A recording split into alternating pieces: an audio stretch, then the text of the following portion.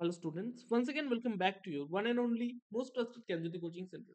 তো স্টুডেন্টস আজকের ভিডিওতে আলোচনা করব তোমাদের যাদের এনভায়রনমেন্টাল স্টাডিজ রয়েছে, ঠিক আছে, এই যে সাবজেক্টটা রয়েছে এই সাবজেক্টের মধ্যে থেকে কিন্তু আমি তোমাদের সাথে ধারাবাহিকভাবে কিন্তু প্রত্যেকটা পার্টে, এটা বেসিক্যালি আমাদের পার্ট নাম্বার 7 এবং এই পার্টের মধ্যে আমি কিন্তু 10টা এমসিকিউ নিয়ে আলোচনা করব তোমাদের সাথে বিস্তারিতভাবে। ইম্পর্টেন্ট 10টা এমসিকিউ হতে চলেছে, ঠিক আছে। একটা কথা, বিন্দুতে বিন্দুতে সিন্ধু ভরে, ঠিক আছে। আমরা প্রত্যেকদিন অল্প অল্প অল্প করে কিন্তু সমস্ত কোয়েশ্চেন্স গুলো যেগুলো আছে, ইম্পর্টেন্ট কোয়েশ্চেন্স গুলো, সেগুলো কিন্তু আমরা পড়বো এবং দেখবে পরীক্ষার খাতায় অসুবিধা হবে না। এই কোয়েশ্চেন্স গুলোর মধ্যে থেকে কিন্তু তোমরা পাবে কমন, ঠিক আছে। চলো শুরু করা যাক। 10টা কোয়েশ্চেন, 20টা কোয়েশ্চেন আগের দুটো পার্টে হয়ে গেছে, আজকে 21 নম্বর কোয়েশ্চেন থেকে শুরু করবো, ঠিক আছে। দেখো ফার্স্ট কোয়েশ্চেন এখানে কি আছে, কোন দেশ দুটি তাদের উৎপাদিত মোট শক্তির প্রায় 100% পুনর্নবীকরণযোগ্য উৎস থেকে উৎপাদন করে। বি নাম্বার হবে অ্যান্সার, সেটা হচ্ছে আইসল্যান্ড এবং নরওয়ে, ঠিক আছে।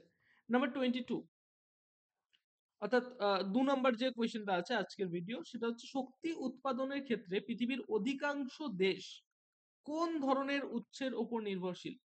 ডি নাম্বার হবে অ্যান্সার, সেটা হচ্ছে কয়লা, ঠিক আছে।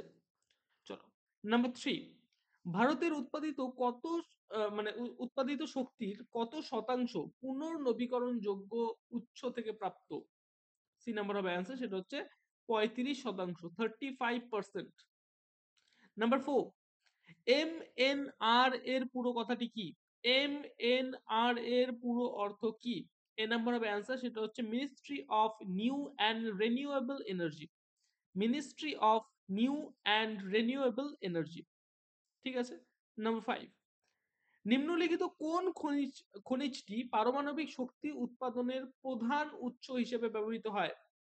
আবারও রিপিট করছি, নিম্নলিখিত নিচের মধ্যে থেকে কোন খনিজটি পারমাণবিক শক্তি উৎপাদনের প্রধান উৎস হিসেবে ব্যবহৃত হয়।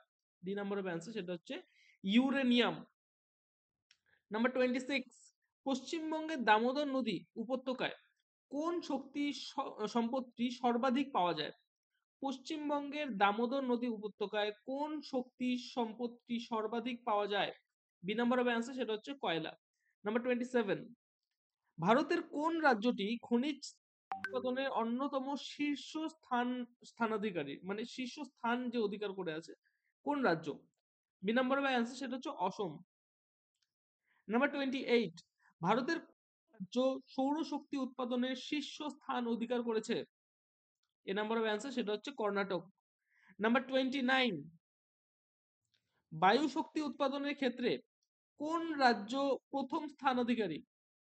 ডি নাম্বার অফ অ্যান্সার, সেটা হচ্ছে তামিলনাড়ু। তামিলনাড়ু হচ্ছে বায়ু শক্তি উৎপাদনের ক্ষেত্রে প্রথম স্থান কিন্তু অধিকার করে আছে। এবং আজকের ভিডিওর লাস্ট যে কোয়েশ্চেন রয়েছে, সেটা হচ্ছে নিম্নলিখিত নিচের মধ্যে থেকে কোন অঞ্চলটি জোয়ার ভাটা শক্তি উৎপাদনের অনুকূল পরিবেশ প্রদান করে। বি নাম্বার অফ অ্যান্সার, সেটা হচ্ছে সুন্দরবন উপকূল। তো স্টুডেন্টস আজকের ভিডিওতে এই 10টা কোয়েশ্চেন নিয়ে কিন্তু আলোচনা করলাম। নেক্সট পার্ট আসবে কালকে, ঠিক আছে। চ্যানেলে চোখ রাখো, মানে চ্যানেলটিকে সাবস্ক্রাইব না করে থাকলে অবশ্যই সাবস্ক্রাইব করো, পাশে থাকা বেল আইকনটি হিট করতে ভুলবে না। কারণ আমরা কিন্তু তোমাদের কলেজ রিলেটেড, স্কুল রিলেটেড, কিন্তু তোমাদের ভাই বোনদের জন্য কিন্তু স্কুল রিলেটেড সমস্ত ভিডিওস কিন্তু আমরা এই চ্যানেলের মাধ্যমে নিয়ে আসি। সুতরাং চ্যানেলটি যতদিন পর্যন্ত পড়াশোনা করবে, চ্যানেলটি কিন্তু তোমাদের ততদিন পর্যন্ত কাজে আসবে। সুতরাং চ্যানেলটিকে সাবস্ক্রাইব করো, পাশে থাকা বেল আইকনটিকে হিট করতে ভুলবে না। তোমাদের যদি নোটস পত্র প্রয়োজন হয়, তোমরা এই দুটো নম্বরে যোগাযোগ করতে পারো, 6295916282 স্ক্রিনে দেখতেই পাচ্ছ, এবং 7076398606। তোমাদের উজ্জ্বল ভবিষ্যৎ গড়ে তুলবো আমরা, এটাই কিন্তু আমাদের প্রতিশ্রুতি।